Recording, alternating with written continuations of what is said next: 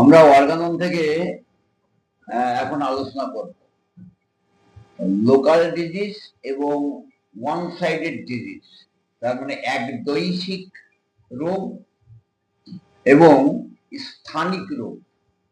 এই দুটো সম্পর্কে আমাদের কি সুন্দর করে কেস রেকর্ড করা উচিত। আর এই দুটো ক্ষেত্রে আমাদের রোগীদেরতে লক্ষণ সকল পূর্ণাঙ্গ পাওয়া যায় কি যায় না, আমরা কেমন ভাবে কেস রেকর্ড করব, সেই সম্পর্কে আমাদের জানা খুব প্রয়োজন। আমরা 175 নম্বর সূত্র থেকে শুরু করব। প্রথম প্রকারের একদৈশিক রোগগুলিতে প্রায় রোগ পরিদর্শকের অন্তর্দৃষ্টির অভাবে,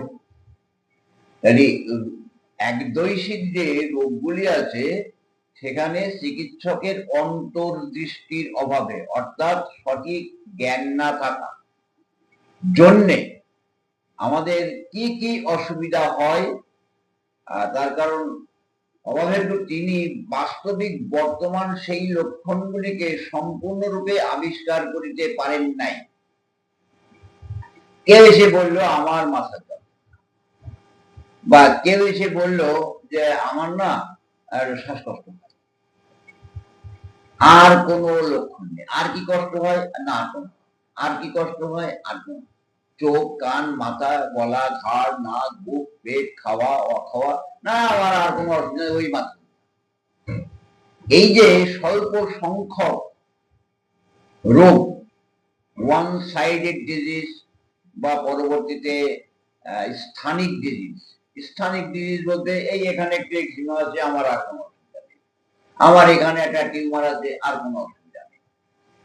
স্থানিক লোকাল, এই লোকাল ডিজিজ বা একদৈশিক মানে ওয়ান সাইডেড ডিজিজ বা কোনো একটা অঙ্গের কষ্ট, আর কোনো লক্ষণ নেই। এই জাতীয় রোগগুলিতে আমাদের যদি অন্তর্দৃষ্টির অভাব থাকে, অর্থাৎ আমাদের যদি ভালো জ্ঞান না থাকে, তাহলে রোগীর দেহ থেকে আমাদের রোগ লক্ষণ বা রোগীর ধাতুগত লক্ষণ বা তার মডালিটিস বা অন্যান্য কিছু সংগ্রহ করতে পারি না। আর সংগ্রহ করতে না পারলে কি হয়, আমাদের হাতে দুটো ক্ষতি হয়। এক, এটা আপনার হোমিওপ্যাথিতেই সারবে না, অর্থাৎ সেই চিকিৎসক হোমিওপ্যাথির গোষ্ঠীর পিণ্ডি চটকে ছেড়ে দিল হোমিওপ্যাথির বদনাম করে, নিজেই জানে না সে কথা বলবে না।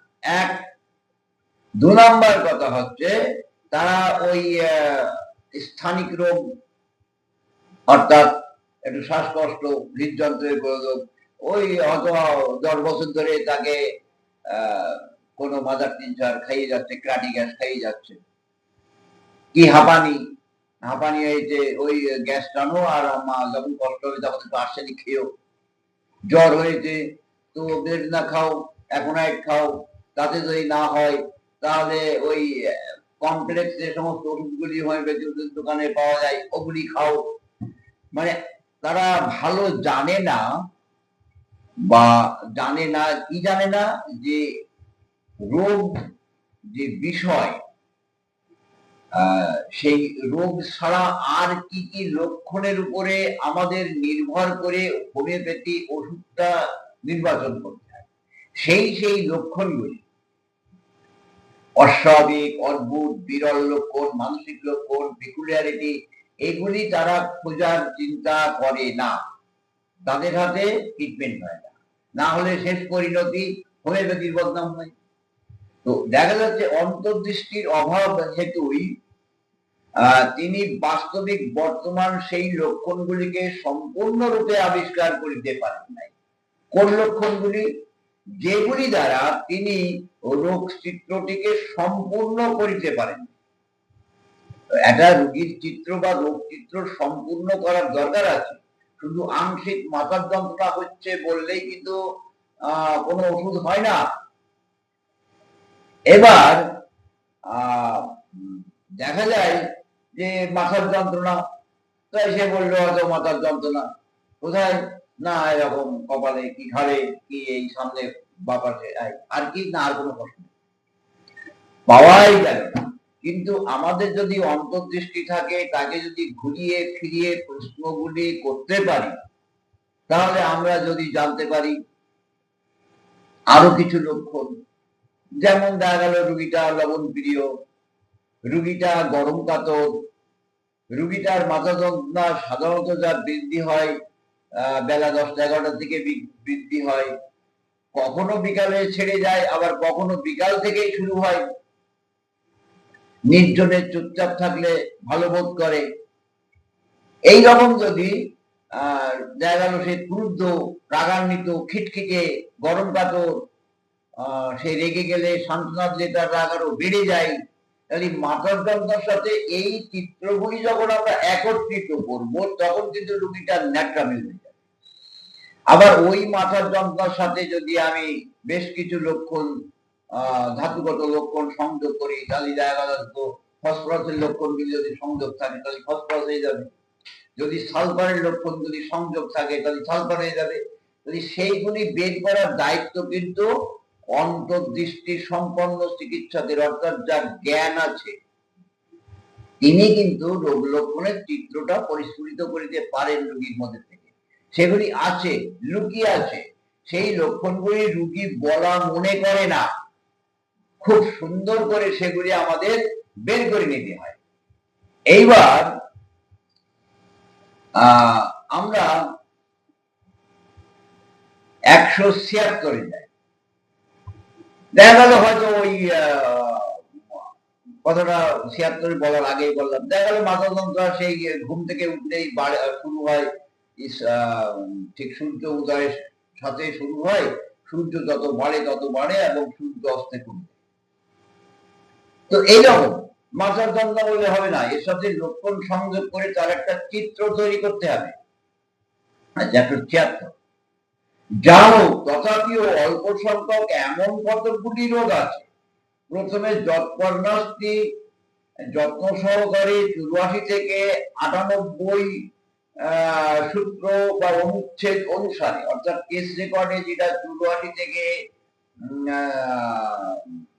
98 পর্যন্ত যে কেস রেকর্ড নিয়ে আমাদের আলোচনা করা আছে, সেই কেস রেকর্ড পর্যন্ত আমাদের সেই অনুসারেই কেস রেকর্ড যদি আমরা করি, তাতে আমরা কি পাবো সেটা আমাদের জানা দরকার। পরীক্ষার পরও, মানে এইভাবে 84 থেকে 98 পর্যন্ত রোগীকে পরীক্ষা করার পরও যারা কেবল একটি কিংবা দুইটি তীব্র লক্ষণ দেখায়, অন্যগুলিকে শুধু অস্পষ্টভাবে উপলব্ধি করা হয়। কি হয়? অল্প সংখ্যক বলতে তীব্র লক্ষণগুলিকে রোগী বর্ণনা করে, আর অস্পষ্ট লক্ষণগুলি রোগী বলে না এবং বলা প্রয়োজন মনে করে না। কিন্তু দেখা যায় এই তীব্র লক্ষণের যতখানি গুরুত্ব, তার থেকে কিন্তু অস্পষ্ট লক্ষণের গুরুত্ব কিন্তু পুরাতন রোগের ক্ষেত্রে সব থেকে গুরুত্বপূর্ণ। যদি সেই সমস্ত অস্পষ্ট লক্ষণের সমাহার বা সমষ্টি একত্রিত করা না যায়, তাহলে কিন্তু শুধু ওই তীব্র একটা লক্ষণ ধরে ওষুধ নির্বাচন করা যায় না। এবার 177 আমরা কি পাই? বলা হচ্ছে যদিও অতীব বিরল, কি বিরল? তথাপি এই প্রকার রোগের প্রতিকারের সাফল্য লাভ করিতে হইলে অল্প সংখ্যক লক্ষণ ধরিয়া যে ঔষধটি আমাদের বিবেচনায় সমলক্ষণ মতে সর্বাপেক্ষা যোগ্যতম বলিয়া বোধ হয়, তাহাই নির্বাচন করিতে হইবে। আমরা সব ক্ষেত্রে যে পূর্ণাঙ্গ চিত্র পাবো এমন তো কোনো কথা নেই। দেখা গেল একজন আজকে বললো যে আমার মাথার যন্ত্রণা হয়, চুপচাপ শুয়ে থাকলে অন্ধকার ঘরে ভালো থাকে এবং মানসিক পরিশ্রম করলেই বাড়ে, এইটুখানি, আর কোনো আমার পাওয়া গেল, আর কিছু পাওয়া গেল না।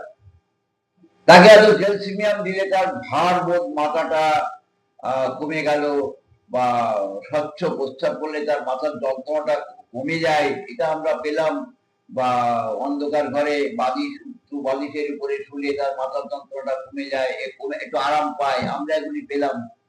তাহলে আমি হয়তো দেখা গেল তাকে ক্যালসিয়াম দিয়ে ট্রিটমেন্ট করছি, হয়তো কতদিন ট্রিটমেন্ট করার পরে হয়তো সে ভালো আছে, হয়তো রোগী হিসাবে পূর্ণাঙ্গ আরোগ্যের গতি ধরেনি বা আরোগ্যের দিকে যায়নি।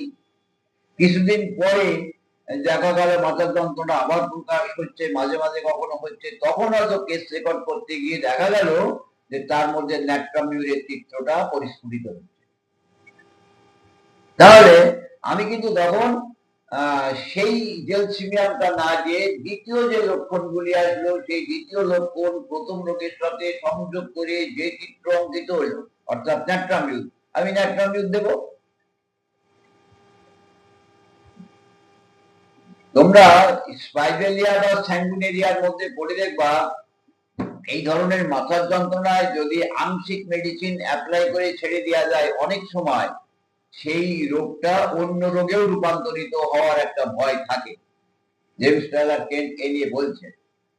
আচ্ছা, এইবার 178 গিয়ে আমরা দেখি কখনো কখনো এরূপ ঘটে সন্দেহ নাই যে এই ঔষধটি প্রকৃষ্টভাবে সমলক্ষণ নিয়মে নির্বাচিত হওয়ায় উভয় উপস্থিত রোগকে ধ্বংস করিবার উপযোগী সদৃশ কৃত্রিম ব্যাধি উৎপাদন করিয়া থাকে, এবং এরূপ অঘটন আরো সম্ভব হয় যখন এই অল্প সংখ্যক লক্ষণ ব্যতীত আশ্চর্যজনকভাবে স্পষ্ট, অসাধারণ এবং অদ্ভুত ভাবের স্বতন্ত্রতা সম্পন্ন প্রকৃতি প্রদর্শক হয়। অর্থাৎ যেটা আমি একটু আগেই বললাম, লক্ষণ সকল জন্য অল্প সংখ্যক লক্ষণের জন্য যে ওষুধটা দিলাম, কিছু লক্ষণ কমে যাওয়ার পরে তার মধ্যে আরো কিছু লক্ষণ পরবর্তীতে প্রকাশ পেল বা আমরা খুঁজে বের করতে পারলাম। আমরা 179 পাবো। তথাপি অপেক্ষাকৃত অধিক স্থলে প্রথম নির্বাচিত ওষুধ এরূপ রোগে আংশিকভাবে উপযুক্ত হয়, অর্থাৎ পূর্ণভাবে হয় না, কারণ নির্ভুলভাবে নির্বাচন করিবার উপযোগী অধিক সংখ্যক লক্ষণ এই স্থলে নাই। অধিক সংখ্যক লক্ষণ না থাকলে কি করা যাবে? আংশিকভাবে যে লক্ষণ পাওয়া যাবে তার মধ্যে যে লক্ষণটা অস্বাভাবিক, অদ্ভুত, এবং এই অস্বাভাবিক অদ্ভুত লক্ষণ যে ওষুধের মধ্যে আছে সেই ওষুধটা তখন ব্যবহার করতে হবে, কিছু করার তো নেই। আর সবার প্রাণ শক্তি সমান নয়, সবাই লক্ষণ সমানভাবে যে প্রকাশ পাবে এটা কিন্তু কথা নয়। আমরা 180 গিয়ে এই চ্যাপ্টারটা ক্লোজ করব। এই স্তরে ঔষধ যতদূর সম্ভব উপযুক্তভাবে নির্বাচিত হইলেও উপযুক্ত কারণে কেবল অসম্পূর্ণভাবে সমলক্ষণ সম্পন্ন আংশিকভাবে সদৃশ ঔষধের উপর ক্রিয়া প্রকাশকালে, যেমন 162 থেকে 163 সংখ্যক অনুচ্ছেদ উক্ত ক্ষেত্রে যথায় ঔষধের সংখ্যা অল্প বলিয়া ঔষধ নির্বাচন অনুপযুক্ত হওয়ায় ঘটে, অতিরিক্ত লক্ষণ সমূহ উৎপাদন করে এবং নিজ লক্ষণ শ্রেণী হইতে আরো অনেক লক্ষণ রোগীর স্বাস্থ্যের অবস্থার সহিত মিলিত হয়। তথাপি সকলই রোগের কারণ, যদিও তাহারা এই পর্যন্ত অতি বিরল ভাবে দেখা দিয়াছিল বা আদৌ উপলব্ধ হয় নাই, এবং যে সকল লক্ষণ রোগী পূর্বে কখনো অনুভব করে নাই তারা উপস্থিত হয় বা অস্পষ্টভাবে অনুভূত অপর কতকগুলি পরিশুদ্ধ হয়। দেখা গেল এই আংশিক লক্ষণ প্রকাশিত অবস্থায় আংশিক মেডিসিন নির্বাচন করার পরে তার মধ্যে সেই রোগীর মধ্যে আরো বেশ কিছু লক্ষণ তখন প্রকাশ পায়, অর্থাৎ প্রকাশ পাওয়ার মতন প্রবণতা তার মধ্যে আছে কিন্তু প্রকাশ পায়নি। ওষুধ দ্বারা প্রভাবিত হওয়ার ফলে তখন সেই সমস্ত লক্ষণগুলি প্রকাশ পায়। এই যে লক্ষণগুলি প্রকাশ পায় তখন কিন্তু রোগী যে অনারোগ্যকরের দিকে যাচ্ছে এটা কিন্তু ধারণা করা আমাদের ভুল।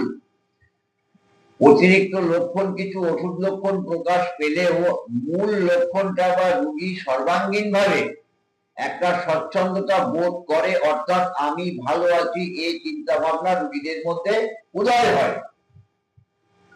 তাহলে এই একদৈশিক রোগ বা one sided disease, local disease বা স্থানিক রোগ, এখানে দেখা যাচ্ছে লক্ষণ সকলের প্রাচুর্যতা কম থাকে, আংশিক লক্ষণ থাকে। যদি অন্তর্দৃষ্টি আমাদের ভালো থাকে তাহলে ওর মধ্যে থেকে ওষুধ নির্বাচন করার মতন বেশ কিছু লক্ষণ আমরা বের করে নিতে পারি ওষুধ নির্বাচনের জন্য, এবং সেই লক্ষণগুলি হতে হবে অস্পষ্ট হোক, তাতে অসুবিধা নেই, অস্বাভাবিক অদ্ভুত বিরল লক্ষণ হওয়া দরকার। ঠিক আছে?